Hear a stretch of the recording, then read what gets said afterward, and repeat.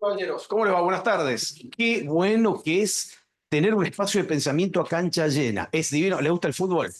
Es maravilloso jugar a cancha. Nunca en mi vida jugué en cancha llena, pues soy muerto de hambre. Pero qué lindo que es un evento a cancha llena, con gente del grado, con gente del posgrado, con gente del micromaster, con amigos. Hoy tenemos un panel de lujo. La idea es cerrar este ciclo anual. Se llama espacios de pensamiento, ¿no? Lo usamos para debatir, lo usamos para interpelar, lo usamos para romper algunos paradigmas. Y para cerrar el ciclo había que traer a aquellos que de algún modo nos habían traído después de un año tremendo, nos habían de alguna manera devuelto la esperanza, ¿no? Bueno, qué mejor que traer a los protagonistas. Eso no significa que no los vayamos a atormentar a preguntas en el Q&A. Estamos de acuerdo, ¿no? La generosidad, digamos, del equipo, en primer lugar, la quiero agradecer. Ahora voy a leer las bios de todos ellos, pero estamos muy, muy contentos de haber podido conciliar las agendas y de poder haberlos traído para que, bueno, nos compartan básicamente lo que llamamos un balance de la macro diciembre 2023, diciembre 2024, qué fue lo que heredaron, cuáles fueron los logros, que fueron muchos. Tenemos un rato largo para hablar, ustedes tienen un rato largo para hablar. ¿Cuáles fueron los desafíos? ¿Qué es lo que tenemos pendiente? ¿Qué nos espera para un 2025 intervenido por la elección de medio término? Si les parece bien, voy a leer las bios tanto de los panelistas como de los moderadores. Arranco con vos, Fede. Federico Furiase, licenciado en Economía por la Universidad de Buenos Aires y máster en Finanzas por la Universidad Torcuato Di Tella. Es director del Banco Central de la República Argentina desde el mes de junio del 2024. Previo a ello, se desempeñó como asesor del ministro de Economía de la Nación y como representante del Ministerio de Economía en el directorio del Central entre diciembre de 2023 y mayo de 2024. En el sector privado tiene más de 17 años de experiencia en consultoría económica financiera y más de 10 años en la actividad académica con un enfoque en el análisis de la coyuntura macrofinanciera de Argentina y las finanzas internacionales. Fue director en Anchor Latinoamérica desde el 2021 al 2023, director en EcoGo Consultores 2017 a 2021, economista senior en Estudios Bain y Asociados desde el 2008 al 2017 y analista en Federico Muñoz y Asociados en el 2008. En la actualidad es docente de la maestría en Finanzas y del micromáster en Mercado de Capitales de la Universidad Torcuato Di Tella. Gracias, Fede, por acompañarnos. Martín Bautier, licenciado en Economía con distinción magna cum laude por la Universidad de Buenos Aires. Es asesor del ministro de Economía desde diciembre de 2023 y director del VICE desde junio de 2024. Entre el 2021 y noviembre de 2023 se desempeñó como director de la consultora Anchor Latinoamérica. Previo a ello, ocupó los cargos de director de EcoGo Consultores desde el 2017 al 2021 y economista senior del estudio Bain y Asociados desde el 2008 al 2017. En la actualidad es docente de las maestrías en Finanzas y Políticas Públicas y del micromáster en Mercado de Capitales de la Universidad Torcuato Di Tella. Gracias, Martín, por sumarte a este evento. Alejandro Lev, licenciado en Economía por la Universidad de Buenos Aires, se desempeñó como director vicepresidente segundo del Banco Central de la República Argentina hasta junio del 2024. Fue responsable por la identificación y coordinación de políticas cambiarias orientadas a restablecer el normal funcionamiento de la economía real. Previo a ello fue CFO de YPF desde el 2020 a 2023, CEO de Grupo 360 Energy, marzo 2016, diciembre 2019, CFO de Geneia, junio 2012, 2016, Managing Director de HSBC Securities con base en Buenos Aires, abril 2007, marzo 2009, VP de JP Morgan, con sede en la Argentina, junio 2004, marzo 2007, VP de JP Morgan en New York, desde el 97 al 2004, entre otras responsabilidades. Gracias, Ale, por sumarte, y Dios mediante el próximo año me encantaría sumarte como profe en la maestría.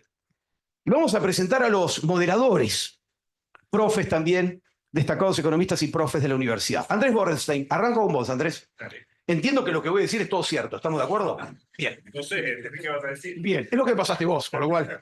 Licenciado en Economía por la Universidad de Buenos Aires y máster en Finanzas por la Universidad Torcuato Di Tella. Actualmente se desempeña como economista senior en BTG Pactual. Previo a ello se desempeñó como Associate Economist en Econviews desde mayo 2020 a octubre 2024 y como economista jefe en Argentina con base en Buenos Aires para BTG Pactual, marzo 2014 a abril 2020.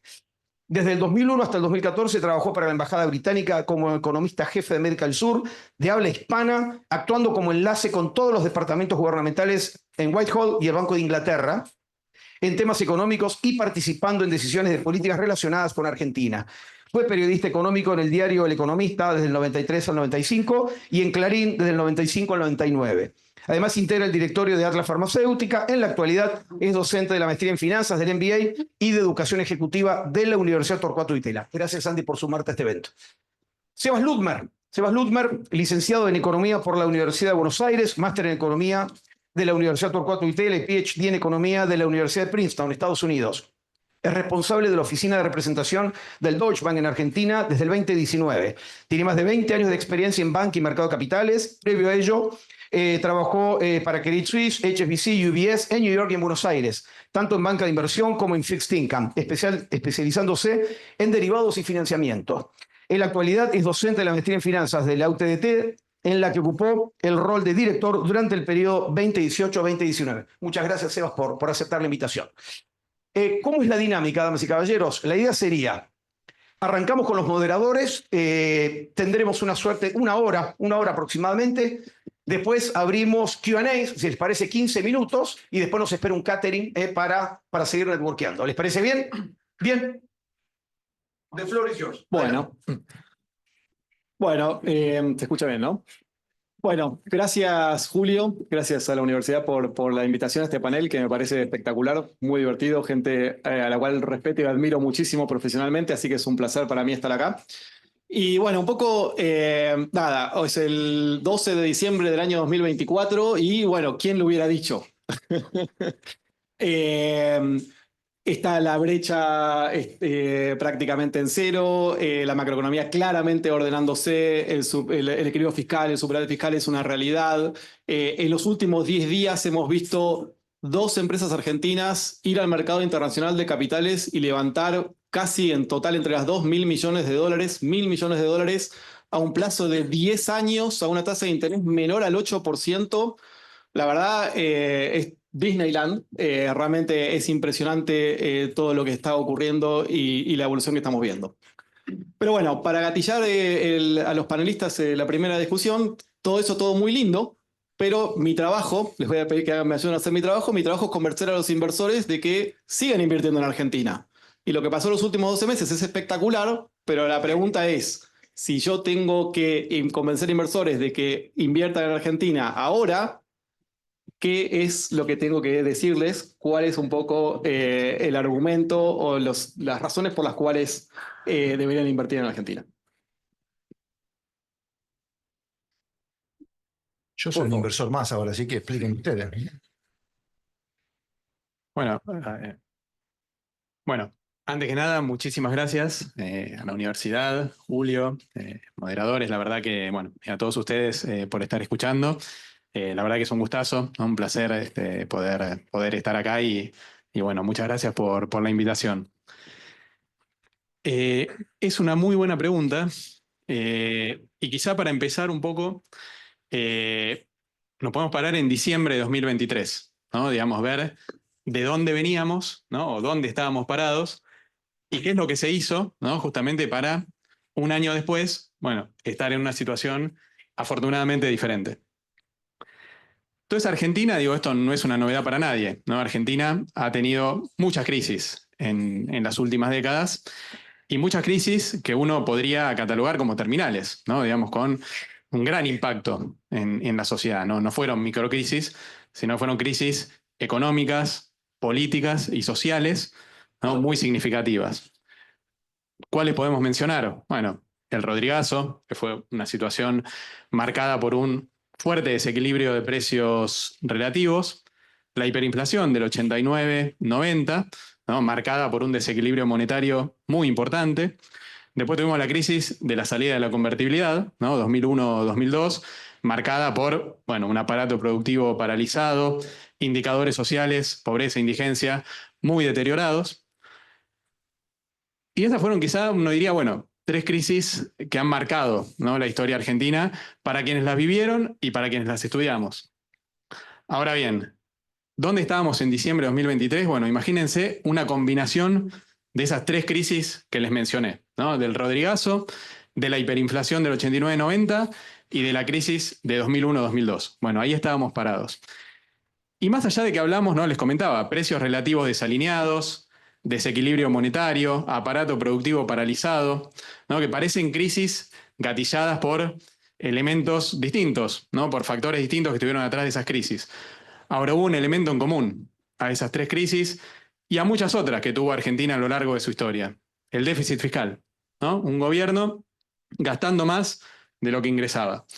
Si uno mira los datos de la historia argentina, últimos 100 años, en más del 90% del tiempo, de los años, Argentina tuvo déficit fiscal. ¿Sí? Es decir, gastó más de lo que ingresaba. ¿Cómo se financia un déficit fiscal? ¿No? Eso es muy importante, es el concepto de la restricción presupuestaria. ¿Cómo se financia? De 2 maneras, ¿no? Con emisión monetaria o con deuda. Si se financia con deuda, eventualmente termina en una crisis de deuda, que puede ser una crisis de balanza de pagos. Argentina tuvo muchísimas en la historia. Si se financia con emisión monetaria, bueno, eventualmente termina en inflación si ese aumento en la oferta monetaria no tiene una contrapartida en la demanda. Argentina tuvo déficit fiscal en todas esas 3 crisis y fue el origen, ¿no? de las crisis. Entonces ahora vamos a la parte de, bueno, ¿por qué esta vez es diferente, ¿no? Por decirlo de alguna manera, y por qué creemos que esto llegó para quedarse? Esta es la primera vez quizá no sé si en la historia argentina, pero sí en muchísimas décadas, que el problema del déficit fiscal se encara con un programa económico, digamos, diseñado justamente para resolver este problema. Y además de ser un programa económico diseñado, ¿no? para resolver el déficit fiscal de forma permanente, tiene un componente que muchas veces no se tiene en consideración a la hora de pensar los programas económicos, que es un programa económico que no solamente, bueno, lo lleva adelante obviamente el equipo económico, con el ministro a la cabeza, pero el principal garante de este programa económico y del equilibrio fiscal es el presidente. ¿No? Esto no suele pasar, ¿no? Esto sí es algo inédito en la historia, porque muchas veces los economistas, los ministros, no saben cuál es el problema. Digo, saben que el problema es el déficit, que ese problema hay que resolverlo, pero muchas veces no está, ¿no? digamos, digamos, el compromiso de la política, ¿no? Muchas veces la economía se choca con la política, ¿no? Justamente para tratar de resolverlo. Bueno, esta vez la economía no se choca con la política, ¿no? Justamente la política es garante del equilibrio fiscal. Y ya por ahí para dejar la palabra, ¿no? para pasarla, ¿qué es lo que se hizo, ¿no? desde el punto de vista del programa económico, para terminar con el déficit fiscal, y por qué creemos que es creíble y sostenible hacia adelante, ¿no? Por un lado tenemos el compromiso del presidente, eso está y va a seguir estando. Y vayamos al programa fiscal, ¿no? ¿Cómo llegamos al equilibrio? Nos paramos en diciembre de 2023. Argentina, el sector público no financiero, el SPNF, que es la mayor agregación dentro del sector público a nivel nacional, que son los datos que miramos todos los meses, tenía un déficit fiscal financiero en la zona de casi 5% del producto el año pasado, ¿no? Eso es un número muy importante. Para financiarlo, no solamente ese déficit, sino digamos, también lo que era el rollover de la deuda y otras canillas de emisión monetaria, el Banco Central emitió 13 puntos del producto para financiar al Tesoro, ¿no? el año pasado, de forma directa o indirecta, ¿no? Digo, eso no me voy a centrar ahora, pero digo, gran parte de eso está detrás de la situación macroeconómica en la que estábamos. Entonces vayamos al programa fiscal. Lo inédito, ¿no? Esta vez, cuando uno mira, bueno, 5 puntos del producto es un número muy importante. Y uno escuchaba a muchos economistas durante el año pasado que decían, bueno, es muy difícil corregir el déficit de golpe, hay que ir a un programa gradual donde el déficit se vaya eliminando de alrededor de 1 punto por año, que eso sería lo que en última instancia está habilitado, entre comillas, por la política. Bueno, ¿qué es lo que se hizo ahora? En tan solo un mes se terminó el déficit fiscal. Ya en enero, Argentina empezó con superávit fiscal, fueron pasando los meses y ese compromiso con el equilibrio fiscal se fue viendo en datos, ¿no? Y eso fue muy importante. ¿Por qué fue tan importante empezar desde el mes 1?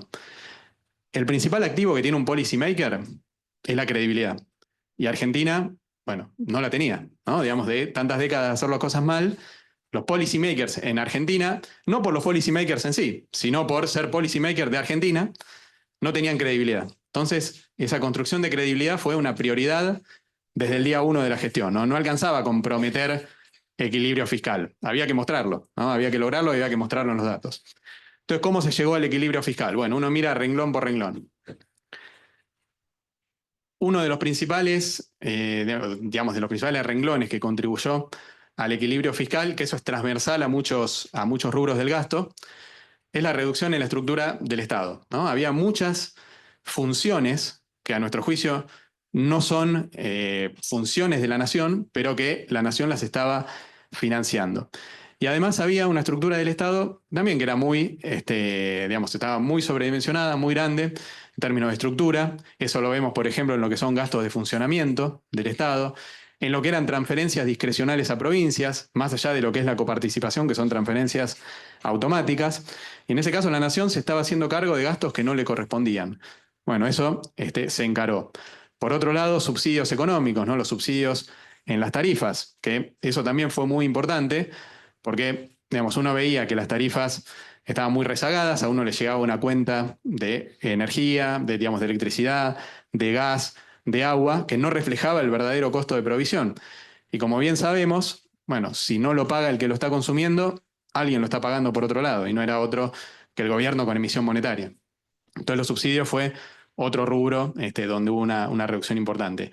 Y después también en lo que es gasto de capital, que ahí se hizo un análisis, digamos, de lo que son las obras que se venían, que estaban realizándose, cuáles son prioritarias, cuáles no eran prioritarias, cuál era el grado de avance de cada una, y en función de eso también se fue racionalizando el gasto en esos rubros. Y al ser con esto termino, y al ser un programa económico que fue diseñado por el equipo económico y no impuesto por el mercado, esto es muy importante porque Argentina tuvo muchos episodios de ajuste donde los impuso el mercado y no fueron diseñados e implementados por los policymakers. Para hacerlo también sostenible, que esto es muy importante, porque un ajuste tiene que ser sostenible para que sea creíble, esta reducción de 5 puntos en el déficit fiscal se logró, y esto quizá también es algo inédito, aumentando fuertemente lo que es el gasto social, ¿no? El gasto en asistencia social a los más vulnerables. Y ahí hubo un cambio muy importante en el paradigma. Hasta ese momento, hasta el año pasado, gran parte de los programas sociales tenían intermediarios. Entonces, digamos, los fondos no llegaban a quienes lo necesitaban en forma plena o en forma directa, sino que había intermediarios. Se eliminó ese esquema y se reforzaron fuertemente los programas sociales sin intermediarios. Por ejemplo, se logró un ajuste de 5 puntos del producto, pero la asignación universal por hijo, que es quizá el programa más conocido en términos de asistencia social, que llega en forma directa a los beneficiarios, hoy se incrementó en términos reales, ¿no? Por encima de la inflación, más de un 100% respecto a noviembre de 2023. Y después otro rubro, que también es muy importante, que es quizá la mayor parte, o una parte muy relevante del gasto público, son las jubilaciones. Las jubilaciones hoy, si nos paramos en octubre, últimos números, hoy estamos en términos reales 7,5% por encima del nivel de noviembre de 2023, en términos reales. Cuando comparamos qué había pasado en los 11 meses previos, es decir, entre enero y noviembre de 2023, las jubilaciones habían caído o habían perdido en términos de poder adquisitivo 30%. ¿No? 30% de caída en el poder adquisitivo mientras aumentaba el déficit fiscal. Y ahora se alcanzó una suba en las jubilaciones con una eliminación en el déficit fiscal. ¿No? Entonces creemos que al haber recortado en gastos que no hacían a las funciones esenciales del Estado Nacional y al haber racionalizado también muchos gastos, bueno, se logró que se eliminara el déficit fiscal, habiendo reforzado rubros que son muy importantes en la situación actual. Entonces, un poco esa es la idea, o por lo menos, de por qué creemos que al haber eliminado la raíz de gran parte de las crisis que tuvo Argentina en las últimas décadas, y que al haberlo eliminado en forma sostenible, permanente y creíble, creemos que esta estabilización que hemos logrado, que también se avanzó muchas cosas, pero bueno, no voy a contar todo ahora, creemos que es sostenible en el tiempo. Bueno, la verdad es que... Solo que... ¿Ahí me escuchan? Sí. Es muy importante esto que marca Martín del ancla fiscal y cómo la novedad es que está apoyada por el presidente y por un equipo económico que es muy compacto y muy coordinado, tanto en lo que tiene que ver con el Ministerio de Economía y el Banco Central. Detrás o en conjunto con ese ancla fiscal, y estuvimos reunidos ayer con Thomas Sargent, ¿no? Que el legado de Thomas Sargent es justamente que para que la política monetaria sea efectiva en bajar la inflación, no solamente tiene que haber una política monetaria ordenada, sino que también eso tiene que estar coordinada con el equilibrio fiscal, ¿no? Entonces, ese es un poco el corazón del programa de estabilización que se vino implementando en este año. Entonces, el presidente y el equipo económico están coordinados en ese ancla fiscal, pero también en el ancla monetaria. Y después explicamos un poquito cómo se fue logrando ese ancla monetaria que necesita tanto del ancla fiscal como de una estrategia financiera del Tesoro y del propio Banco Central, ¿no? Para poder haber logrado esa absorción monetaria. Y después Ale nos va a contar un poco el BOPREAL y cómo hubo una estrategia financiera consistente con el ancla fiscal que permitió generar ese ancla monetaria en la que el presidente hace tanto énfasis. Entonces, finalmente hay un programa de estabilización que tiene su ancla monetaria, su ancla fiscal, y que determinan endógenamente un ancla cambiaria. Y un poco a esta pregunta de Seba, ¿qué hace que el paso del tiempo juegue a favor? Como que en el lenguaje de opciones, el time decay nos juega a favor, porque este orden macro en qué se ve reflejado, ¿no? Que tiene que ser clave para los bonistas. En un banco central que va acumulando dólares, reservas, y en un tesoro que va acumulando reservas en pesos. El Banco Central compró más de 20.000 millones de dólares a lo largo de este año, y el tesoro acumuló reservas en pesos en torno a 11 billones de pesos, en lo que tiene que ver con la cuenta del tesoro en el Banco Central, más lo que tiene en plazo fijo. Entonces, ese orden macroeconómico y esa construcción de reservas en pesos y en dólares, producto de este programa que tiene el ancla fiscal y monetaria respaldada por el presidente y el equipo macroeconómico, van generando que el paso del tiempo juegue a favor, ¿no?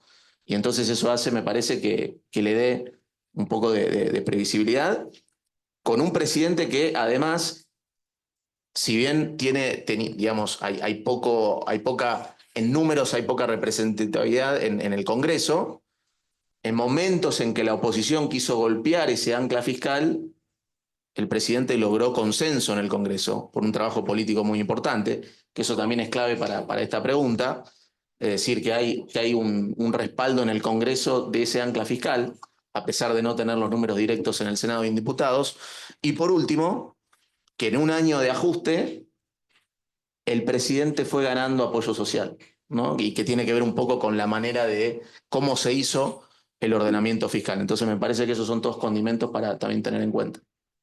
Sí, y me meto porque no me sé quedar callado y a pesar de que dije que no iba a hablar de futuro y de coyuntura, una mirada complementaria, obviamente, a lo que bien plantean de, por un lado, compromiso político que está detrás del ancla fiscal, un diseño adecuado de política fiscal y monetaria, y un factor exógeno que me parece que bendice hoy al país, que es la realidad energética de nuestro país, que genera una oportunidad de tener por primera vez en muchísimo tiempo, una situación de balanza de pagos superavitaria que viene de la mano de Vaca Muerta. Por eso lo hablo por experiencia propia de mi historia en YPF, que de alguna manera, si después hablamos del BOPREAL, contribuyó también al diseño de lo que fue la herramienta del BOPREAL, que tiene que ver con esta posibilidad que tiene el país de transformar una situación que venía siendo muy deficitaria energética, que afectó también en la situación cambiaria de restricciones cambiarias anterior, digamos, o sea, el 2009-2010, por la importación de gas, que después se volvió a transformar en un problema de déficit comercial que llegó a los 5.000 millones de dólares en 2022,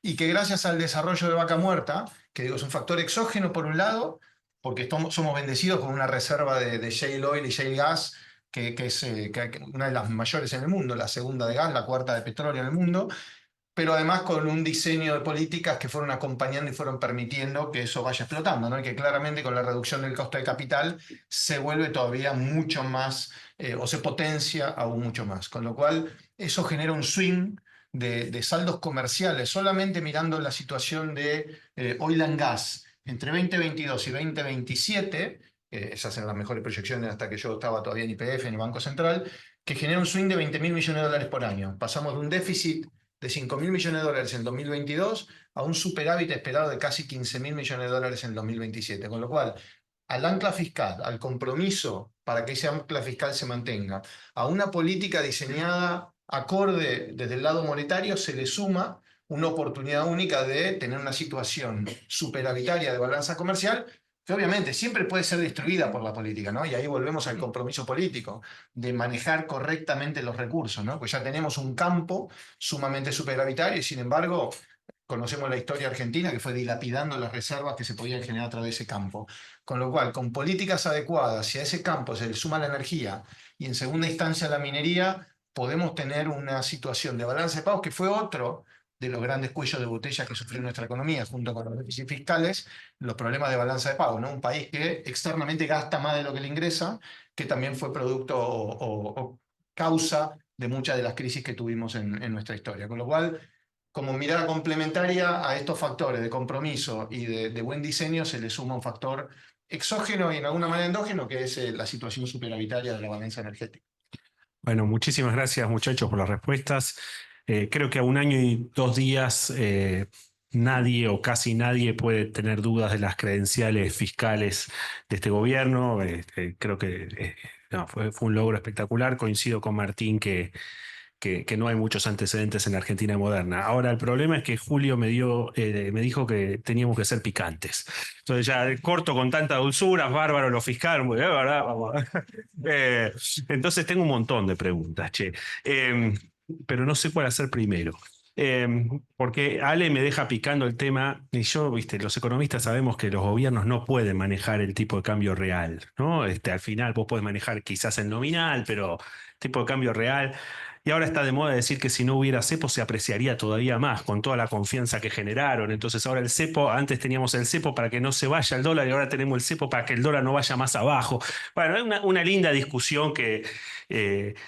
pero la pregunta es que, de nuevo, sabiendo que a largo plazo no lo van a poder manejar, lo va a manejar el mercado, el tipo de cambio real, el tipo de cambio adecuado para vaca muerta no es el mismo que para el GBA, ¿no? Y esto, como alguna gente ahora lo dice, es un policy challenge, lo cual quiere decir que no sabemos bien cómo manejar eso. Entonces, porque cuando hablas ahí en La Matanza, dice no, porque Pampa y Vista y PF van a sacar no sé cuántos miles de metros cúbicos, y a mí qué me importa, ¿no? ¿Cómo piensan esa realidad de dos Argentinas distintas, quizás? En donde probablemente no tengamos el tipo de cambio que necesite una pyme de La Matanza. Así que bueno, nada, empiezo con esa, pero tengo más. Bueno, buena pregunta que es un poco la discusión. Primero, algo que es importante analizar o entender es la inflación ya está convergiendo a lo que es el crawling del tipo de cambio oficial más la inflación de Estados Unidos. Eso significa que la apreciación del tipo de cambio real bilateral con Estados Unidos ya se terminó, se estabilizó, gracias a esa convergencia que hay de la inflación a lo que es el crawling peg del 2% mensual más la inflación de Estados Unidos.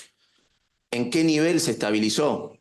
Bueno, hoy, si miramos a precios de octubre 24, un dólar de 950, el oficial, 1000, 1100 el contado con liqui, eso compara con un promedio en la convertibilidad de un dólar de 750.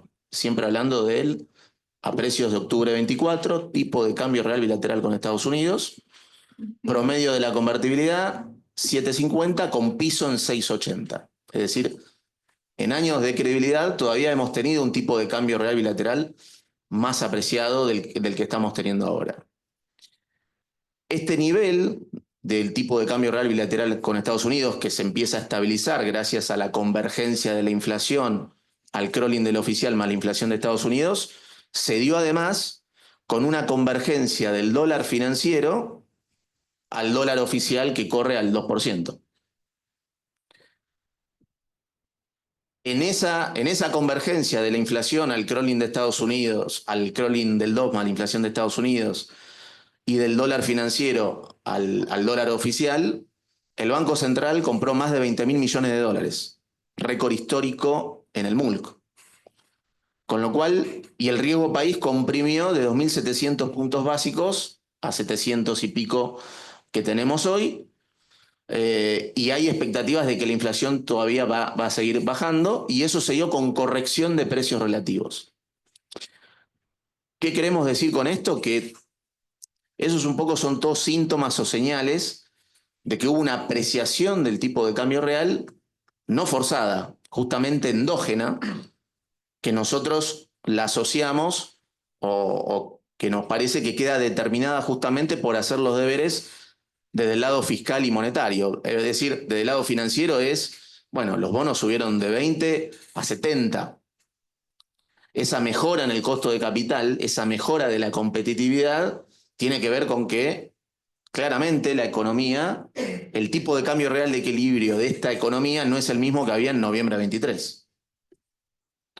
Entonces, primero como un punto de meter en el análisis de la discusión de si el tipo de cambio real está trazado o no. Para nosotros hay margen de apreciación, dado que se hacen los deberes monetarios fiscales, y por otro lado se dejó de apreciar la película del tipo de cambio real por esta convergencia de la inflación local a lo que es el crawling del 2% más la inflación de Estados Unidos, ¿no?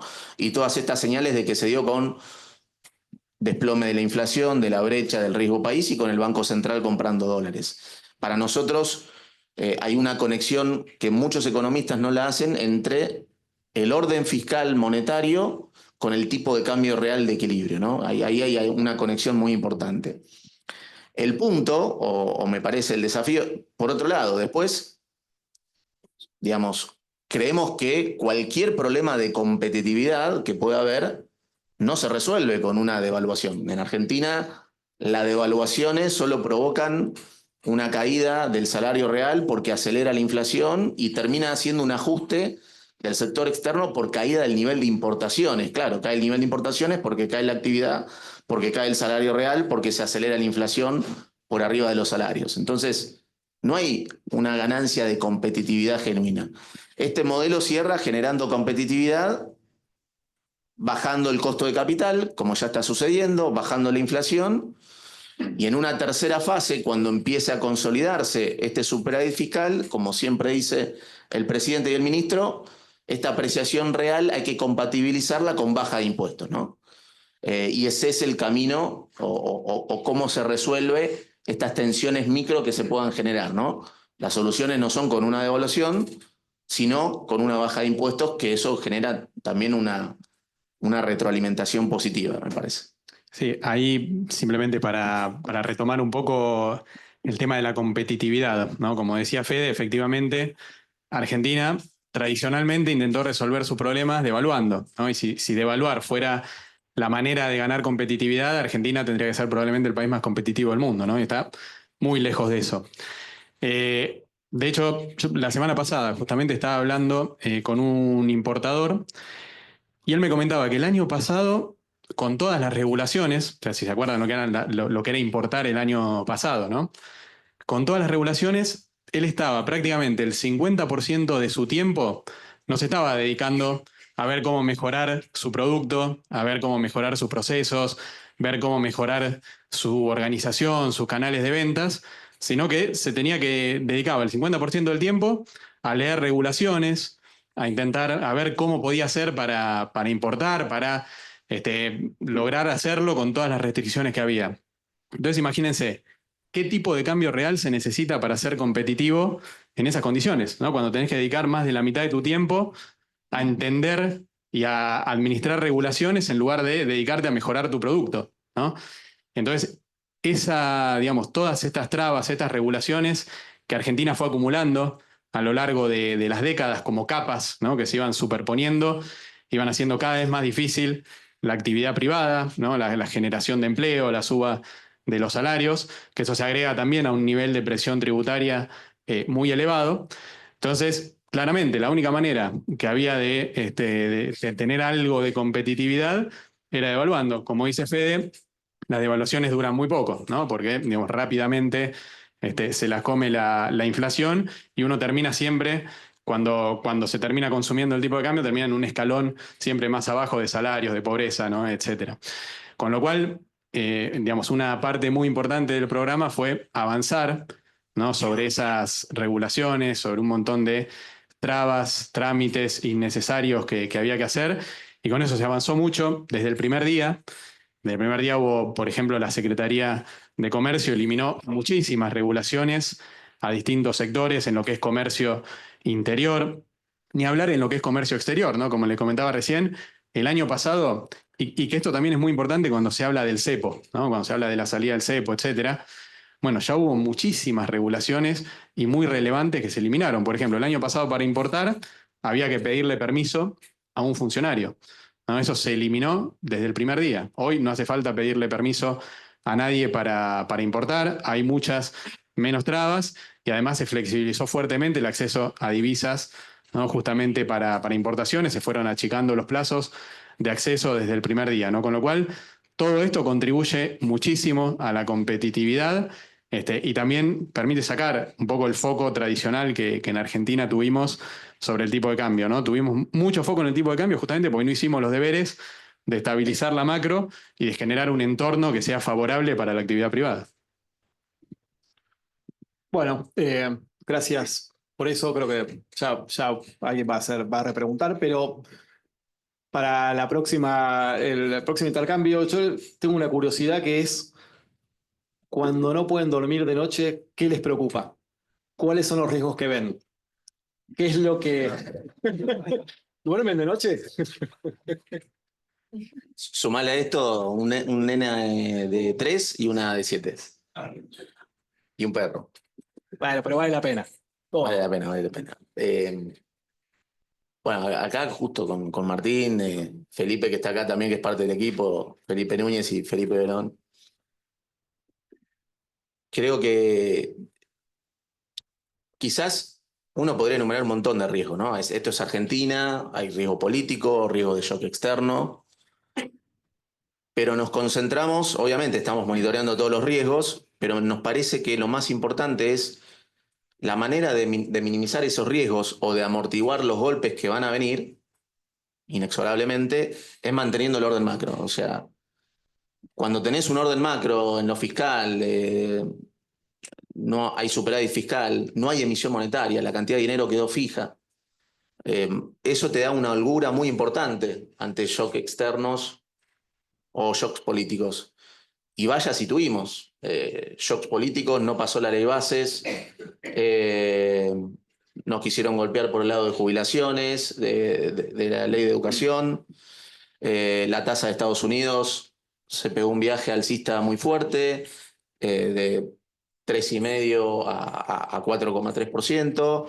El real se está depreciando contra el dólar, la soja cayó muchísimo, con lo cual estos shocks los estamos teniendo todo el tiempo y van a seguir estando. Entonces, la mejor manera de amortiguar esos golpes es poniendo todas las energías en que se siga sosteniendo este programa macro con estas anclas, en definitiva, con un banco central que acumula dólares en las reservas y con un tesoro que acumula reservas en pesos.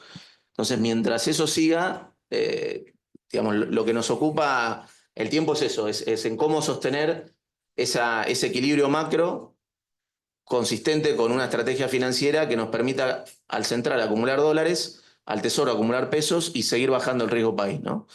Entonces nos parece que después están los riesgos por todos lados. Dale. No, déjame agregar porque obviamente nos tocó vivir en diciembre un momento complejo y creo que en ese momento lo que más nos quitaba el sueño era que nos crean y que íbamos a seguir en el camino que estábamos trazando. Porque eso era lo más complejo, o sea, un gran plan diseñado a la perfección, que el mercado no te lo compra y no lo entiende, puede fracasar. De hecho, ha ocurrido muchas veces. Y creo que al momento de diseñarlo y de explicarlo y de plantearlo, el temor era, ¿y si no nos creen? Entonces, el tratar de poner algunos mecanismos automáticos de ajuste para que se autonivele, y así está el dólar exportador, el 80-20 era un mecanismo de ajuste, el BOPREAL era un mecanismo de ajuste. Quisimos poner de entrada algunos sistemas que autonivelen para poder dormir a la noche. El impuesto país, digamos, para compensar del lado importador-exportador, era como ir encontrando qué esquemas podemos poner en funcionamiento para que si el mercado no nos cree, se autonivele, ¿no? Entonces, pero porque creo que una de las cosas, de hecho me acuerdo de alguna comida 2 días antes de asumir, una cosa así, Yo estaba tranquilo. que Federico estaba muy complicado, pero bueno, y justamente era eso, ¿no? Del día que anunciemos ¿cómo hacemos para que nos crean? Y que todo esto va a funcionar. Y que si separamos stock de flujo de importaciones, el día que tengo que pagar una importación, el Banco Central le va a dar los dólares. Las empresas nos decían, pero no vas a cumplir, si nunca nos cumplieron. Entonces era, ¿cómo hacemos para que nos crean? Así que eso, perdón que me metí, pero, pero porque creo que fue un momento interesante, ¿no? De pero nuestras esto vidas. que dice Ale es clave, porque, y el ministro lo dice todo el tiempo, para hacer política económica el input más importante es la credibilidad. Y nosotros partíamos sin credibilidad y bueno, y con una herencia macroeconómica que básicamente era riesgo de hiperinflación, riesgo de crisis financiera. Entonces era muy difícil generar rápido esa credibilidad y por otro lado, con muchos economistas y profesionales poniendo el énfasis en los riesgos, que claramente tiene todo el sentido y es parte del juego, ¿no? Entonces, esa fue una dificultad muy, muy importante y era clave tener un programa macro que generase estabilizadores automáticos, pero al mismo tiempo esa debilidad o ese riesgo creo que con el paso del tiempo nos dio una fortaleza, porque es un programa macro que está diseñado, que no depende del financiamiento y que lo que tiene que dar es delivery todo el tiempo. Entonces al mercado, dada esa necesidad de construir credibilidad, y por ahí a la inversa de lo que sucedió en 2016-2018, donde el mercado rápidamente compró una historia financiera a la espera de resultados que no fueron llegando en la medida de las expectativas del mercado, creo que hoy tenemos un programa a la inversa. No había credibilidad y entonces eso nos forzó a hacer un programa macro que tenga estabilizadores automáticos y que se base en dar delivery y que la construcción de credibilidad venga desde ese lado. Pregunta, ustedes yo creo que construyeron un montón de credibilidad y de hecho en el mercado el que le creyó al Toto ganó mucha plata. Así que ya tanto Milei como Caputo dijeron que iban a sacar el cepo en el 2025, así que les creemos, no les voy a preguntar eso. Pero, y le voy a dar una idea, Julio, un curso optativo para el año que viene que se va a llamar Competencia de Monedas.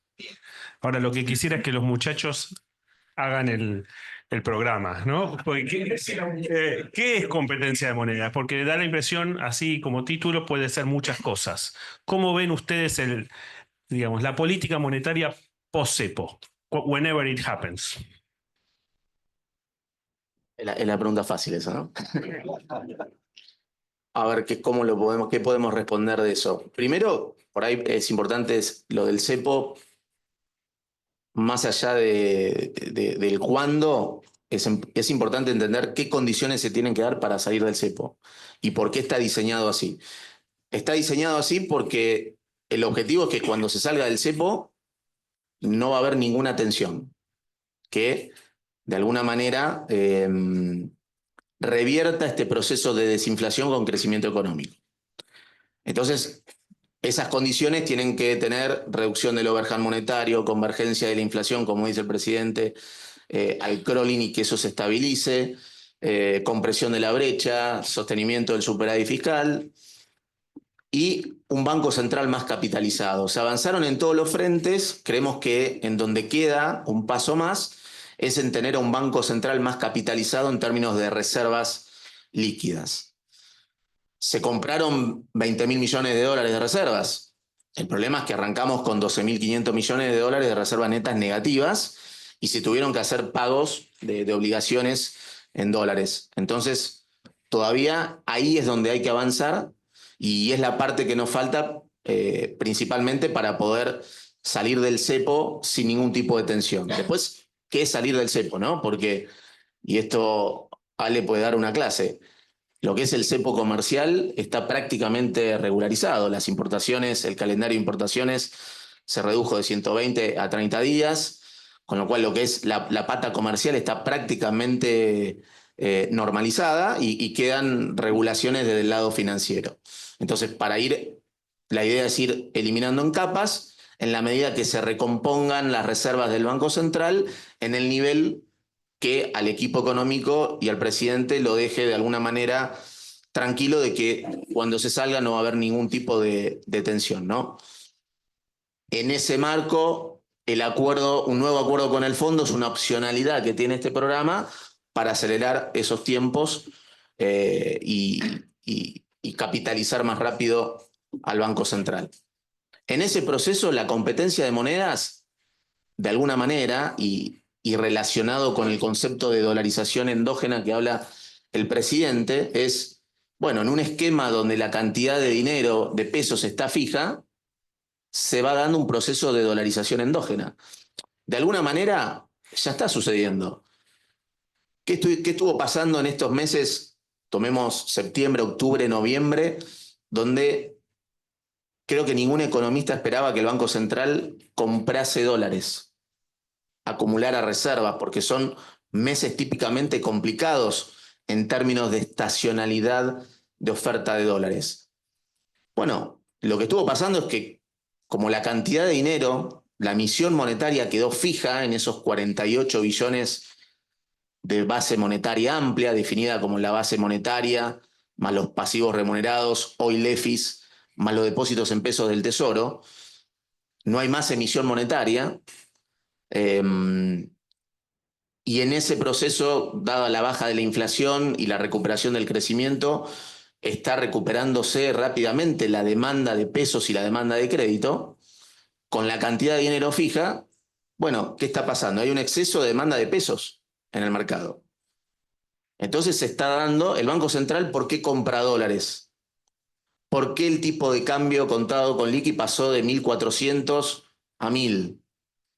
Con el Banco Central comprando dólares y con las tasas reales yendo a terreno positivo endógenamente, ¿no? Recuerden que al principio había tasas reales negativas, que fue una parte muy importante de la estrategia financiera para reducir la carga de los pasivos remunerados del Banco Central de una manera ordenada. Y muchos decían, no, hay tasa real negativa por el cepo. Hoy sigue estando el cepo financiero y las tasas reales, si tomamos la curva SER, hay tasas reales positivas del 9%. Entonces, eso es parte de esa dolarización endógena que se está dando. La cantidad de dinero fija y se está dando una recuperación de la demanda de pesos y de la demanda de crédito, que es un desequilibrio en el mercado monetario que fuerza a la venta de dólares. Entonces, ese es el proceso virtuoso en el cual se va generando esta dolarización endógena o esta competencia de monedas, ¿no? Que se dé un proceso de monetización no solamente en pesos, que está acotado por la regla monetaria dura, pero que empiece a haber un proceso de monetización en dólares en paralelo, ¿no? Y es un poco en lo que tenemos que seguir yendo para que se siga sosteniendo la baja de la inflación con el crecimiento económico, para que esa regla monetaria dura no termine generando una restricción sobre el crecimiento económico, ¿no? Por eso la base monetaria amplia se fijó en 48 billones, con la base monetaria en ese entonces estaba en 15 billones. Hay un espacio de recuperación de la base monetaria hasta los 48 billones, pero que solamente puede ocurrir por expansión monetaria asociada a una recuperación de la demanda de dinero y del crédito, por desarme de las LEFIs o por el desarme de los depósitos en pesos que tiene el Tesoro en el Banco Central, ¿no? Esto mientras se mantengan los controles de capitales. Y ahí quizá para ponerle un orden de magnitud a la competencia de monedas, estamos acostumbrados a pensar que en Argentina faltan dólares. En realidad eso habría que precisarlo y decir que históricamente no es que a la Argentina le faltaron dólares, sino que al Banco Central le faltaron dólares. Ahora, cuando miramos el sector privado, hay un informe, de hecho, del año 2006, o sea, de prácticamente 18 años atrás, donde en ese informe lo que decía es que los argentinos, en términos per cápita, eran los mayores tenedores de dólares billetes del mundo, en términos per cápita. Y de hecho, cuando uno miraba cuál era la estimación de la Reserva Federal en millones de dólares, cuánto tenían los argentinos, era aproximadamente, no me acuerdo bien, entre el 6 y el 7% de la base monetaria de Estados Unidos, ¿no? La tenían los argentinos. Cuando miramos hoy estimaciones del INDEC, el INDEC estima que en términos de activos externos, en depósitos o billetes y monedas, los argentinos tienen alrededor de 240, 250 mil millones de dólares, ¿no? El sector privado argentino. Eso es un número muy importante. Una parte de eso, bueno, volvió al sistema con el último blanqueo, ¿no? Que la verdad que tuvo un resultado muy importante y mostró una confianza significativa en, digamos, del sector privado, ¿no? Eso también contribuye fuertemente a la remonetización. Y eventualmente esperamos que, bueno, que también se incrementen, ¿no? Las transacciones en dólares, que hoy, por ejemplo, no hay ningún impedimento, por ejemplo, para facturar en dólares, ¿no? Eso es algo que hoy la normativa lo permite, ¿no? Con lo cual, lo que pensamos en términos de competencia de monedas es justamente que los argentinos tengan esa libertad, ¿no? De ahorrar y de transaccionar en la moneda que deseen. Julio, no sé si... Polo. Déjame igual meter, porque ya que hablaron del cepo, yo voy a meter una mirada por ahí distinta al cepo, ¿no? Porque, por un lado, primero entender qué es el cepo, porque hay distintas versiones de qué es el cepo y el cepo fue mutando desde el momento que asumimos hasta hoy, fue mutando y fue cambiando y se fue liberalizando un montón en todo lo que hace a la actividad económica comercial. Casi que diríamos que no hay un cepo y hay un cepo o restricciones cambiarias a los flujos financieros. Y hasta ahí, ¿no? Relativo, porque hay cosas que nunca dejaron de poder hacerse, como repagar deudas internacionales, que al principio, cuando se evaluaba en una mesa qué cosas había que hacer, imagínense que se tiraba de todo, ¿no? Entonces, como que, para que se den una idea, en la primera reunión, y esto como lo dijo en algún momento Santiago como presidente del Banco Central en alguna reunión, ya lo hizo público. Pero cuando fuimos a tomar el Banco Central, no había dólares, pero no las reservas netas negativas de 10.000 millones de dólares, que uno dice, bueno, está bien, 10.000 millones, ¿qué pasa si son 11, 12? Da igual. El problema era la cuenta cash de dólares, ¿no? Los dólares con los que el Banco Central tenía que salir a pagar cualquier cosa que le venía, y nos venían a los 10 días de asumir 900 millones de dólares con el fondo, a los 25 días 1.500 millones de dólares de Bonar y de globales, y la caja estaba en 70 millones de dólares. Eso es lo que le quedaba al Banco Central de reservas líquidas, genuinas. Como para no estar nervioso. Bueno, yo recuerdo, porque fuimos con Santiago solos a ver al presidente anterior y salimos de ahí, nos miramos y dijimos, ¿y ahora qué hacemos? Entonces, claro, eso de ganar credibilidad era importante cuando pusimos el esquema de pago de importaciones a 30, 60, 90, 120. No era de puro gusto, era que había que recuperar reservas porque había que hacer todos esos pagos. Y al cabo de 4 meses ya se iban a estar pagando el flujo normal de importaciones, pero de entrada no se podía. No había chance, habían empresas que venían y decían, no, pero porque mi empresa, da igual, es un problema macro, no puede ser sectorial. A todos hay que tratarlos por igual, y salvo cuestiones muy puntuales, yo había vivido una crisis energética, así que los combustibles los dejamos pagar de contado, porque si no es un problema más grande, pero claramente entonces el cepo fue mutando y se fue liberalizando. Y la pregunta es, el cepo que queda hoy, ¿hasta dónde es una traba formada en la economía y hasta dónde es un efecto más cosmético? Porque lo que afectan en decisiones de inversión, técnicamente no las afecta genuinamente, porque los nuevos aportes de capital pueden pagar dividendos, las nuevas deudas se pueden pagar. Entonces son más flujos financieros especulativos los que están trabados con el cepo. El minorista que quiere comprar dólares puede comprar, ni que hablar al paralelo, y no tiene restricciones cruzadas, con lo cual no hay problema. Entonces, la realidad es que lo que queda son deudas intercompanies, que vienen de añares, y pago de dividendos. Y que además al pago de dividendos se le dio la opción de un BOPREAL. Y hubo demanda limitada por el pago de dividendos, con lo cual a un tipo de cambio implícito no tan grave para lo que era en ese momento, y solo un sector reducido del sector privado, un grupo reducido, accedió a ese bono para pagar dividendos históricos. Con lo cual, restricciones se fueron liberando un montón y me parece que hoy se usa más como una traba conceptual que definitivamente al país lo pone en una situación distinta. Para muchos inversores internacionales, para fondos internacionales, que haya cepo lo saca Argentina de la lista de países potencialmente invertibles, ¿no? O sea, que pueden invertir. Entonces, claramente hay algunas restricciones concretas. Pero para los empresarios que dicen, no, con cepo es mentira, se invierten igual.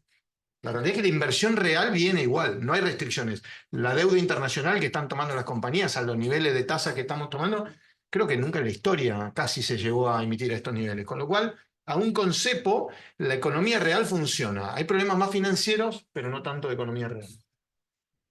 Y hay un punto para agregar, ¿no? Estamos en maestría de finanzas en Ditela, la estrategia financiera fue clave. Y ahí podemos contar un poco el BOPREAL o la estrategia financiera del Tesoro, ¿no? Resumidamente. Recuerden que cuando asumimos el 70% de la deuda del Tesoro en pesos y del Banco Central era un día, entre los pasivos remunerados del Banco Central y lo que era la deuda del Tesoro en pesos que tenía put de los bancos. Entonces eso eran, digamos, tenía una duration de un día. El nivel de pasivos remunerados del Banco Central, que eran 13 puntos del producto, generaban una emisión monetaria endógena por intereses que generaban una nueva base monetaria cada 2 meses y medio. Para tener una idea, a este problema de los dólares también había un problema de los pesos, que esa combinación era la que explicaba el alto riesgo de espiralización o de hiperinflación en el arranque, ¿no?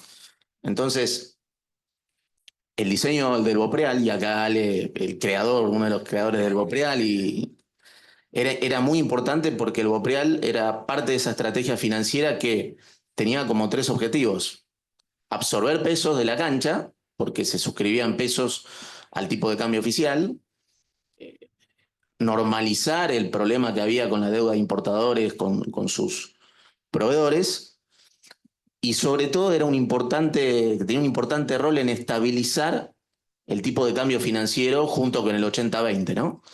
Ahora, ¿qué era? Para que eso suceda, la paridad del Bopreal tenía que valer más con un tipo de cambio que estaba en 1.200, 1.300, para que tenga, y dado que se suscribía al tipo de cambio oficial 800 en ese momento, la paridad tenía que valer 75, 80 para que dé un tipo de cambio implícito razonable y pueda cumplir todas esas funciones. Entonces es que se pensó en, bueno, cuáles eran las atribuciones que le dimos al Bopreal para poder desacoplarse de la curva soberana, que en ese entonces estaba en paridad de 40, ¿no? Poco. Y que fallamos de entrada. Claro. Bueno, acá creo que ese es un buen ejemplo de una medida que uno puede creer adecuada, que puede ser mal tomada por el mercado, ¿no? Exacto. Entonces, el Bopreal, la idea de base era, como decía Fede, era primero, si se acuerdan todos los ruidos al principio, antes de que asumamos, era, bueno, hay que conseguir 15.000 millones de dólares para dolarizar la economía y nos olvidamos de todo, porque es como que había una base de circulante que iba a seguir funcionando, era absorber todos los pesos excedentes y más a un tipo de cambio ya devaluado. Entonces, con 15.000 millones de dólares se suponía que, bueno, limpiamos todo el problema. Obviamente que a medida que no lo hacías de momento cero, esta emisión endógena, aún con tasa real negativa, te iba generando un problema más grande.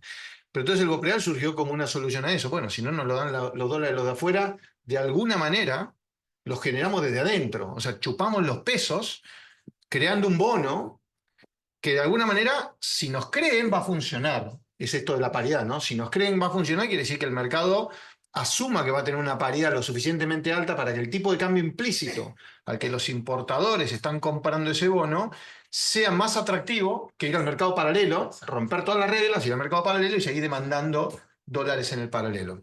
Entonces, la creación de ese instrumento tenía que tener ciertas características que hagan que trade, como decía Fede, adentro de la curva soberana, una curva soberana que estaba tradeando como en 20%, y nosotros dijimos, como se dice en inglés, los bells and whistles que le poníamos a estos papeles, que ahí es donde le fuimos poniendo mucha creatividad en una mesa de trabajo, donde cada uno agregaba un poquito más, uno era que sirva para pagar impuestos, otro que sea computa el Banco Central.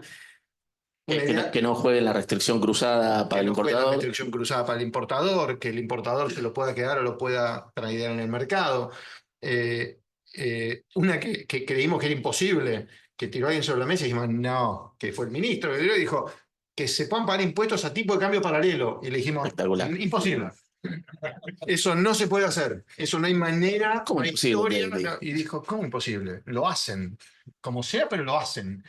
Y se hizo. La verdad que para sorpresa se hizo, se puso a trabajar con un equipo integrado, con abogados, con todo, con la FIP, con ingresos públicos, y lo logramos hacer. Entonces, lo que digo es, se le puso mucha creatividad para tener un instrumento y diseñado en conjunto también con el sector corporativo, porque si bien teníamos un prediseño del instrumento, nos tomamos el trabajo los primeros días de sentarnos con las cámaras, con empresas individuales, con mucha gente para ver qué necesitaban como para que un instrumento así fuera a funcionar. Y varios nos fueron dando información. Y algunas empresas muy grandes, con deudas por importaciones muy grandes, nos daban información. Y bueno, nos sentimos como corajudos, armamos el instrumento, lo aprobamos en el directorio del central, salimos con el instrumento y el instrumento fracasó. Fracasó porque empezaron los research a decir, nosotros vemos que la paridad de papel no es más de 45 centavos. Necesitamos una paridad mínima de 65 para que el tipo de cambio implícito sea atractivo. Con 45 nos miraban las empresas y nos decían, me haces perder plata. Yo estoy comprando el papel con un implícito de 1800, me voy al paralelo. Entonces era cómo traccionamos ahora para que el mercado entienda todas las cualidades que tiene este papel para valer 65, 70 y no 45. Entonces ahí fue un doble trabajo con el mercado financiero por un lado y con las empresas para que ellos también crean, para que algunas empresas grandes sirvan, como le llamamos en el mercado de emisiones, de anchor demand, para que sean los primeros que se animen y lo compren. Y la pregunta ahí estaba aquí, ¿cuándo viene? ¿Qué viene primero, el huevo o la gallina? Entonces los inversores te decían, hasta que no haya liquidez el precio no va a subir. Y las compañías te decían, y hasta que no haya precio yo no voy a entrar. Y dije, ¿cómo hacemos para generar el mercado de esto? Así que bueno, fue un trabajo arduo de cámaras, de empresas, etcétera, hasta que logramos el anchor demand, que finalmente entendió que era la mejor solución y era la única posible en realidad. Entonces, más que nada, no era, no era la mejor solución, era la posible y viable. Y finalmente así empezó a entrar y así se empezó a generar la oferta y así empezó a generar mercado y así los precios empezaron a subir. Y bueno, y el que compró Bopreal se llenó de plata, pero bueno, ahora funcionó muy bien. Y- Pero bueno, fue interesante como algo muy Concreto. muy diseñado Exacto. puede ser malentendido y la falta de comunicación o de comunicarlo correctamente o de explicarlo correctamente ex ante te puede llevar a un fracaso. También el primero que licitaste fue el 24, el 25 de diciembre, no había nadie, ¿no? La primera licitación de trabajo fue en un momento de temporada súper baja, como dato anecdótico de color. Sí, pero también con mucho, en teoría, entusiasmo conceptual de empresas que decían, sí, con eso, si vos haces un instrumento como esto, yo entro. Otros que te decían, sí o sí necesito corregir balance antes de fin de año, pues si no, casa matriz me mata. Entonces, muchas veces recoger feedback termina jugando en contra, porque uno recoge y dice, bueno, me tengo que apurar. De hecho, salimos con una primera serie antes de tener todo el menú diseñado y antes de tener elaborado el padrón de deudas con el exterior que queríamos tener para diseñar correctamente los instrumentos. Dijimos, nos apuramos porque le tenemos que dar esa ayuda a las empresas que nos están dando ese feedback. Y esas mismas empresas después no entraron. Y vos decís, pero ¿no me dijiste que sí o sí tenía que ser antes de fin de año? Que si las características eran en este entorno, vos ibas a entrar y después te dicen, pero el research me mató. Entonces, Y en paralelo, digamos, haciendo hincapié en lo que fue la importancia de la estrategia financiera, el lado de la estrategia financiera del Tesoro, ¿no? Recuerden que teníamos ese 70% de la deuda en pesos a un día. Y en esto lo sumo a Felipe Núñez, que parte obviamente del equipo y que trabajó en esta parte de la estrategia financiera. Los primeros 3 meses había que tener una estrategia financiera del Tesoro que permita estirar duration, descomprimir vencimientos y al mismo tiempo que sirva para el ancla monetaria, absorber pesos, ¿no? Entonces ahí tuvo un rol importante la tasa real negativa para que vaya de alguna manera descomprimiendo los pasivos remunerados del Banco Central, pero para que la tasa real negativa permita seguir bajando la inflación tiene que haber un ancla fiscal y cambiaria creíble. Y además la tasa, si bien iba por detrás de la inflación, tenía que ganarle a la expectativa de devaluación y al crawling del tipo de cambio oficial. Entonces, por eso, en esa primer nominalidad de los primeros meses era inflación, tasa en pesos, crawling del tipo de cambio oficial, y dado que los agentes tenían una expectativa de inflación mucho más alta de la que nosotros pensábamos que íbamos a tener por cómo estaba seteado el programa macro, entonces eso nos permitió diseñar una estrategia financiera de colocación de títulos ajustados por inflación al 25, al 26, al 27, descomprimir vencimientos, tomar financiamiento neto a tasas reales negativas al 26 y al 27, lo cual permitió estirar duration a tasa real negativa y absorbiendo muchos pesos de la cancha, ¿no? Dado que nosotros teníamos una expectativa de inflación mucho más baja de la que tenían los agentes. Entonces terminó habiendo un win-win en donde a finanzas le iba a salir barato esa colocación y donde el mercado podía capturar tasas reales menos negativas que lo que estaba la curva en el corto plazo, menos 15, menos 20,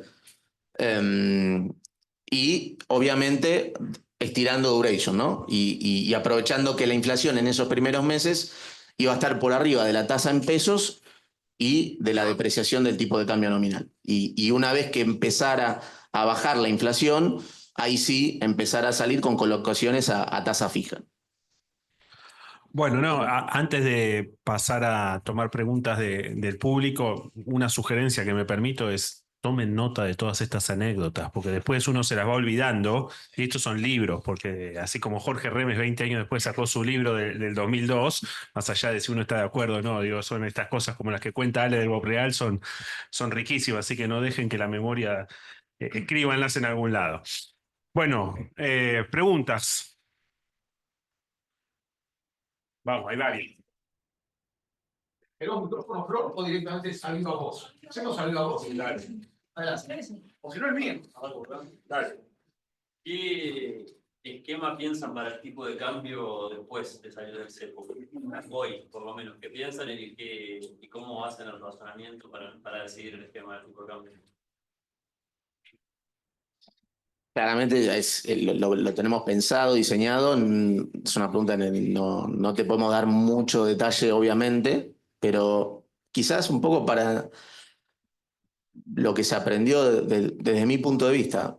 Es 2016, 2017, cuando uno piensa en un esquema donde el Banco Central está más capitalizado y no hay cepo, obviamente puedes tener un esquema cambiario un poco más flexible. Pero claramente Argentina tiene que tener una volatilidad cambiaria acotada, ¿no? Entonces, como concepto, lo único que te podría decir es, y es la experiencia de los países que lograron estabilizar y bajar la inflación, ¿no? Una flotación administrada, digamos, controlando la volatilidad cambiaria y utilizando más holgura desde el lado de la flexibilidad cambiaria, una vez que el Banco Central está más capitalizado y donde está bien afianzado el proceso del ancla fiscal y el ancla monetaria. Quiero hacer un comentario porque yo soy un economista trucho. Soy economista, pero no soy académico, ni mucho menos. Y yo sé que la profesión económica, de alguna manera, le exige al equipo económico previsibilidad, ¿no? Y esto de decir, bueno, yo quiero saber de acá a un año cuál es tu plan, como si fuéramos Estados Unidos, Suiza. Y si hay algo que yo soy pragmático puro, ¿no? Y si hay algo que aprendí, por lo menos en mi experiencia hasta julio, es que la capacidad de haber sido flexibles ante la evolución de las variables en una dinámica súper compleja como la Argentina, por lo menos hasta julio fue clave, ¿no? El no haber tenido un programa escrito en piedra, sino que ciertos parámetros fundamentales, como decían al principio, el compromiso fiscal, para derribar por completo el riesgo hiperinflacionario y anclar las expectativas inflacionarias y acumular reservas, ¿no? Esos eran los dos paradigmas principales. Ahora, por sobre eso, era, como decíamos al principio, mucho era path dependent. Depende de cómo van dando las variables, vamos a ir viendo y ajustando. Claramente, un año después y con la estabilidad que se logró, puede ser mucho más lógico esperar más previsibilidad, pero no dejamos de ser Argentina, no dejamos de ser receptores de shock externos, shocks internos, la política, ¿no? Lo que aparece entonces creo que exigirle por ahí menos de previsibilidad y de claridad al gobierno y ojalá que mantengan ese grado de libertad, de ir siendo flexibles y adaptando a la evolución de las variables, a mí por lo menos con mi pragmatismo puro y no académico, me parece que sería rico para un país como Argentina, pero bueno. Les deseo que mantengan. Puedo tomar una. Si les preocupa el desempeño de la cuenta corriente hacia adelante, teniendo en cuenta, sé que vuela la balanza energética, pero también vas a tener un rebote fuerte de las importaciones. El otro día Auxilio habló un poco de eso, pero no lucía muy preocupado. Saber su opinión un poco. Sí, ahí efectivamente, bueno, desde el punto de vista de la cuenta corriente, como vos decís, ¿no? La balanza energética es un cambio estructural, ¿no? En Argentina, como recién mencionaba, con los números sale. O sea, ese es un cambio estructural. Después también lo mismo desde el lado de las exportaciones, ¿no? Y nosotros creemos que en un país con una macro ordenada, sin regulaciones, trámites, costos, etcétera, innecesarios, eso también genera que el país sea más competitivo, ¿no? Porque es muy difícil exportar en un país que no es competitivo y en una economía cerrada, ¿no? Porque eso también está mucho la discusión de, bueno, va a haber más importaciones, entonces eso deteriora la balanza comercial, etcétera. Lo cual, bueno, obviamente, cuando una economía crece, aumentan las importaciones.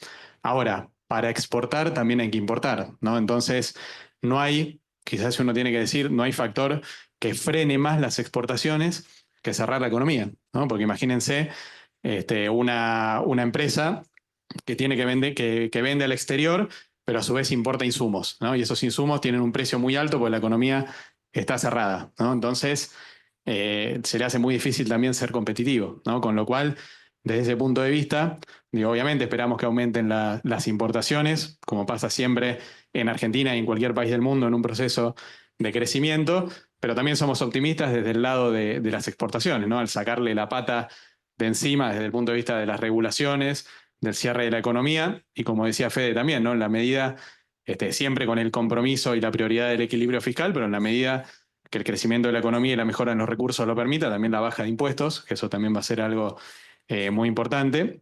Con lo cual, desde ese lado, digamos, también somos optimistas con las exportaciones. Y también creo que hay que hacer foco en la cuenta financiera, ¿no? Porque cuando pensamos en el balance de pagos de la economía, está en la cuenta corriente y la cuenta financiera, ¿no? Con lo cual, uno exigir permanentemente superávit de cuenta corriente, por un lado, implica quizá no prestarle tanta atención a lo que pasa con la cuenta financiera. Y también es muy difícil para un país en las condiciones que está Argentina, ¿no? Con el deterioro en el tejido productivo y social que ha tenido en el último tiempo. También es difícil exigirle que tenga siempre superávit de cuenta corriente. Tener superávit de cuenta corriente implica tener un exceso de ahorro, o sea, financiar al resto del mundo. Entonces, que un país como Argentina, con estos niveles de pobreza y que necesita desarrollarse, financie permanentemente al resto del mundo, también eso puede ir en contra de justamente el objetivo de que la economía crezca, de que se genere más empleo, de que se paguen más salarios y que justamente esa va a ser la manera de mejorar los indicadores sociales, ¿no? Con lo cual, me parece que hay que mirarlo también en términos agregados dentro de la balanza de pagos. Dos preguntas más, tenemos dos y ahí hay...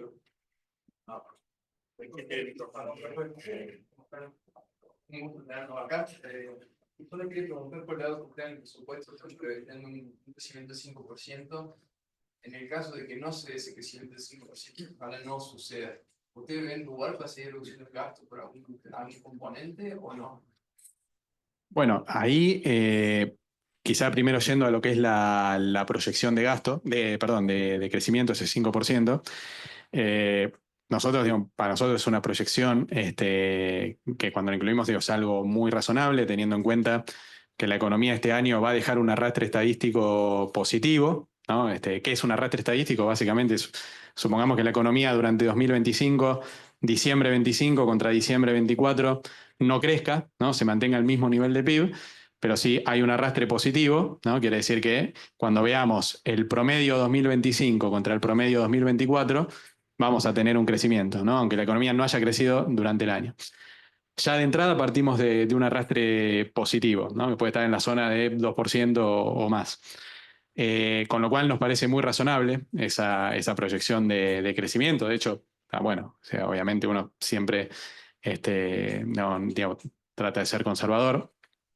Y después, eventualmente, si no se cumpliera, creo que ahí, y esto también es una característica muy importante que tiene el presupuesto, el proyecto de presupuesto que se envió al Congreso y que refuerza, ¿no? Este compromiso del presidente con el equilibrio fiscal. Este es un presupuesto que desde el primer artículo, ¿no? A diferencia quizá de tradicionalmente cómo se armaba el presupuesto, básicamente lo que hace el presupuesto es garantizar el equilibrio fiscal de acá para adelante, ¿no? Entonces, justamente la provisión que tiene es, si el escenario macroeconómico no se llega a dar como estaba incorporado en los supuestos, ¿no? Y eso implica que, por ejemplo, los ingresos son más bajos porque la economía haya crecido menos, bueno, digamos, ahí el presupuesto se compromete a que se ajuste el gasto en la proporción necesaria para garantizar el equilibrio fiscal. Obviamente hay parte del gasto que está indexado, ¿no? Que está indexado por ley. Con lo cual ahí la corrección, digamos, tendría que hacerse sobre los rubros del gasto que no están indexados, ¿no? Por ejemplo, subsidios económicos, por ejemplo, gasto de capital y, por ejemplo, gasto de funcionamiento del Estado, que básicamente tiene que ver con la estructura, ¿no? Con lo cual, eso es algo que está previsto desde el artículo 1 del presupuesto, más allá de que, bueno, obviamente tenemos confianza en las proyecciones macroeconómicas. Ella creo que estaba. Te quería preguntar, hemos hablado de que estoy conmutando. Quería preguntar, como dijo Andrés, ¿qué significa para una pyme la salida del cepo? Teniendo en cuenta que creo que dijo Martín que había una tercera etapa, se iban a bajar impuestos, por lo cual serían más competitivas las empresas de acá. ¿Cómo se articula todo eso? ¿Qué significa para una pyme la salida del cepo? Que dicho sea de paso, y a la mañana escuché que lo tenían previsto para marzo, abril o mismo mayo.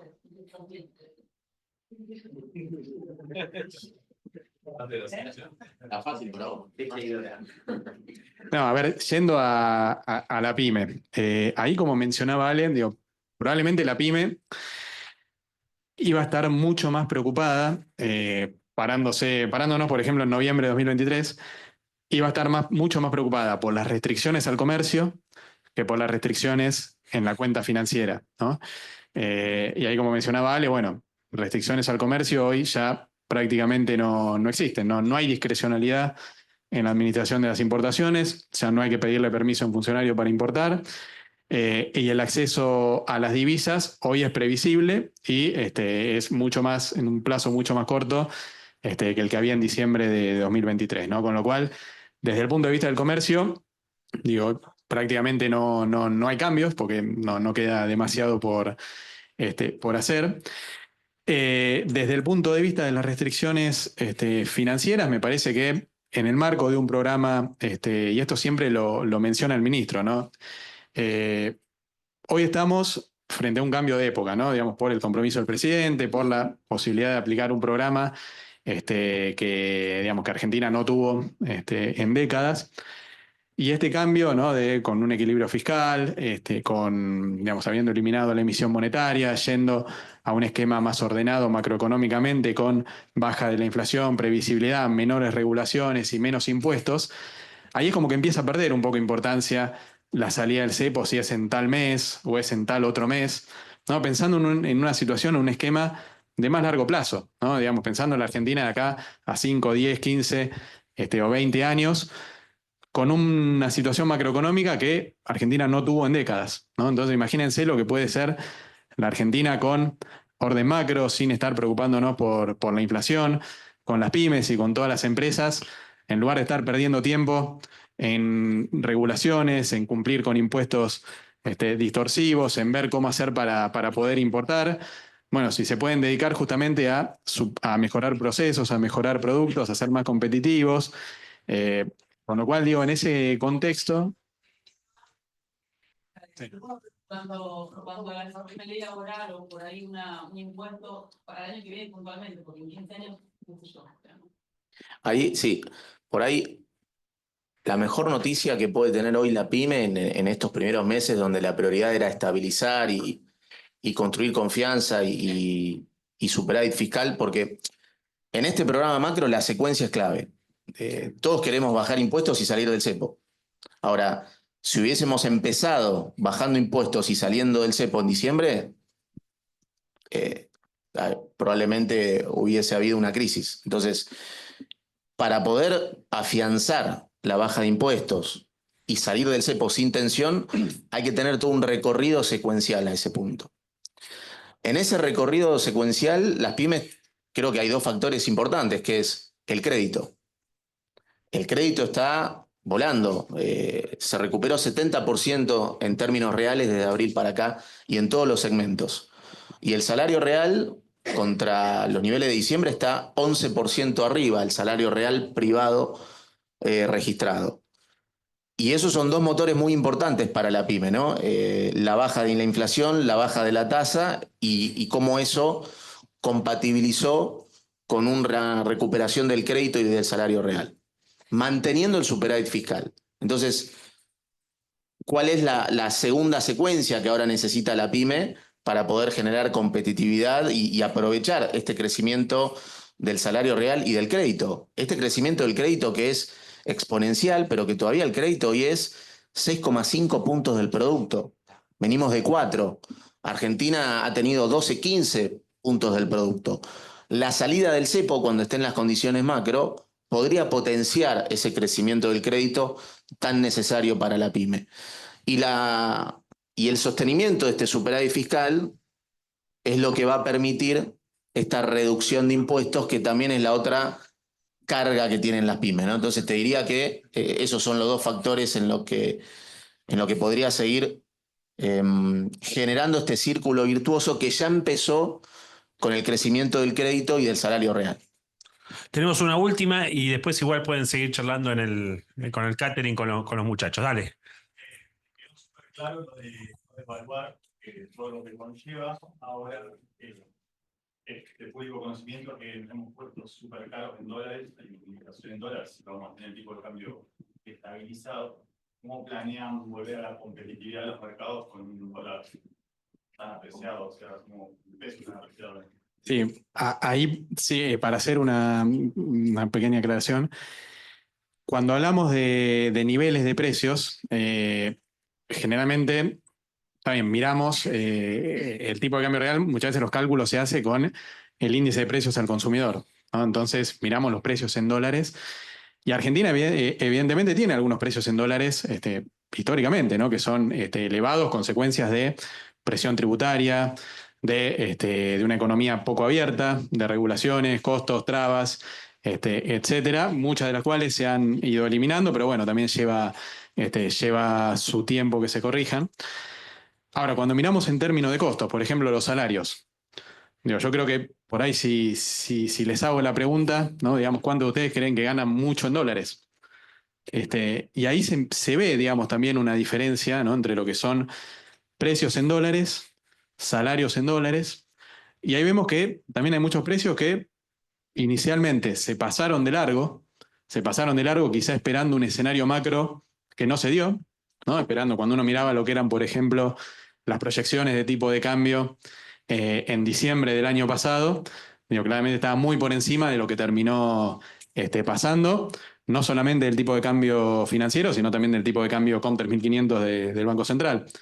Y hubo muchos, digamos, digamos, parte del mercado que, bueno, que fijó precios cubriéndose, ¿no? Justamente con esto que decía Fede, ¿no? Bueno, esto es Argentina, entonces esta ya la viví, etcétera. Y bueno, es un escenario que no se dio y ciertos precios quedaron por encima. Con lo cual, nosotros digamos, lo que vemos hacia adelante, como decíamos, ¿no? Argentina va a ganar competitividad por tener un país más previsible, con menos trabas, menos regulaciones, menos impuestos, un costo de capital también mucho, mucho más bajo, consecuencia de esa mayor certidumbre. Y eso también va a permitir, ¿no? Que justamente que esa brecha entre precios que se pasaron de largo y salarios que vienen recuperándose fuertemente, bueno, también se siga cerrando. Sí, es interesante porque el capital no consideramos el costo del capital, pero el costo del capital era infinito hasta hace poco. Entonces, en el fondo, ahí hay un insumo clave. Pero bueno, la verdad que, bueno, muchas gracias. Creo que ya estamos sobre la hora. Bueno, de mi lado, muchas gracias. Súper interesante. La verdad, siempre un placer y siempre mucho para aprender. Así que gracias por el trabajo realizado. Éxitos con lo que sigue. Felices fiestas y le paso la palabra al pueblo para Gracias a todos. Nada, las palabras del ministro siempre estamos hablando de cosas que salieron bien, pero el mensaje del ministro es, en este contexto, mantener la humildad ante todo, seguir trabajando día a día y ese es un poco el mensaje, ¿no? Acá es parte del equipo, el equipo es mucho más grande, acá están también Felipe Núñez, Felipe Verón, Manuel Calderón, que también fue parte del equipo, y así que nada, un poco el mensaje es la humildad ante todo, seguir trabajando día a día y cuidar Nosotros estamos obsesionados con el orden macro, así que un poco ese es el mensaje. Y muy agradecidos de poder comunicar. Para nosotros es súper importante la comunicación y por eso gracias Julio por darnos este espacio. Sabes que para nosotros es una pasión estudiar macro, finanzas, poder ser parte de esta experiencia que tenemos y poder comunicarla, nada, que mejor que eso. Así que muy agradecidos. Bueno. Muchas gracias.